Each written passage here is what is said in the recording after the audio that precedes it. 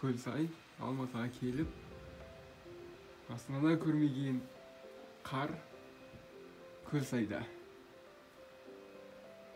Керемет көрініс. Таудың басы қар, көліміз жайнап тұр.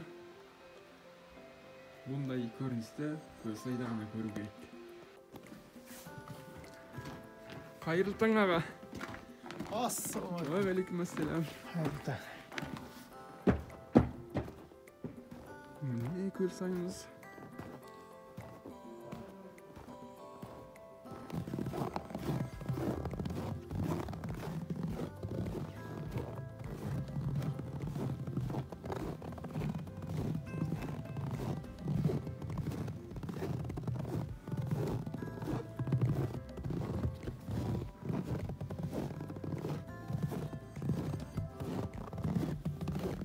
Тамаша.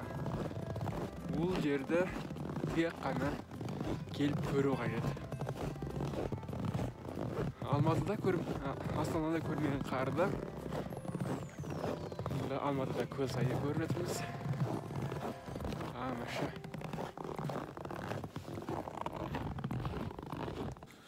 Сапардағы бөлмелесім Дөрбетхан Сұрағанұлы ағамыз Қазақстанға емес, әлемге әйгілі математиктердің бірі. Жазда болыпсыз ғой. Қыстағы көрініс қалай екен? Керемет, көл айнайдай болып тұр. Ауа райы тамаша болып тұр. Нағыз қыдырып қайтатын күн екен. Шығып қайтер еді. Асқа барып қайтайық. Осылайша далаға шығып, таза ауада Көлсайдың ар жақ бетіне өтіп, суға түсіп, қайықпен кері қарай жарыстық. Біздің жүргізушіміз Қабит жақсы жүргізді. Бөрілімізбен жарыстық. Қайықта қалған қарлармен бір-бірімізге қаратыстық балаша. Сондай тамаша күндерімізді Көлсайдың бір күнінде өткіздік. Ерғанат деген ағамыз Көлсай намазының ең дәмді тамақтарын дайындап, бізге ас мәселелерін тамақтары қандай тамаша болды десеңізші. Ағалар түскі астарын ішіп, концерттермен тәнті болдық. Арамыздағы әнші ағаларымыздың.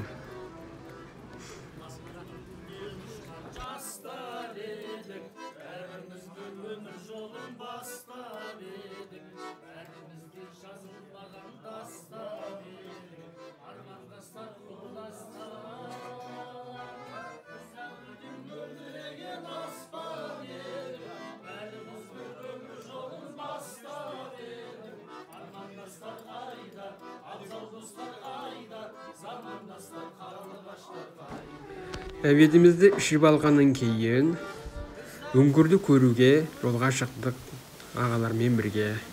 Жолда сарқырама, қолдан жасалған сарқырамалар, шырғанақ өсіп тұрған ағаштар, тамаша табиғат көріністермен тәнті болдық. Үңгірге барып, үңгірді тамашалап қайттық. Үңгір тамаша салынып жатып, тоқтап қалған, сесіздерден қалған үңгір екен. Үңгірдің ұзындығы 650 метр екен. Бәріміз үңгірдегі кезінде жарық қосқан екендігін көріп, патролды көріп, таң қалыстық. Үңгірді тамашалағаннан кейін кететін уақытта келді.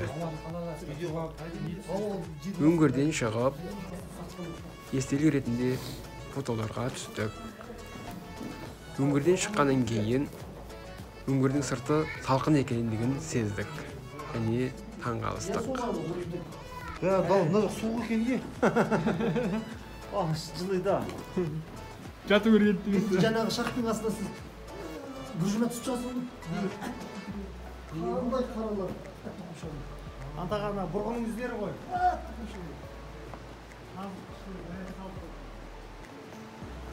Таза болған.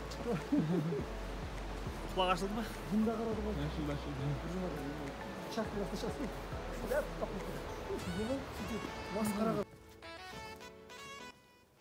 Күн батып бара жатқандағы Көлсайдың көрінісі. Қазір жалғыз ғана қайық қапты. Адамдардың бәрі тарап кетіп жатыр. Қонатын жерлеріне. Таудың басында тұман.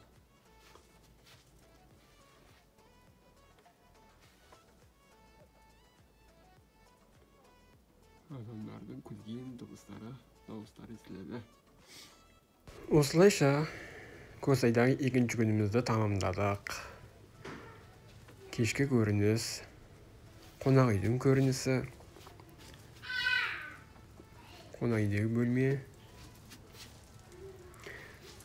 және де кешкі көрініс осылайша тамашалап өткіздік.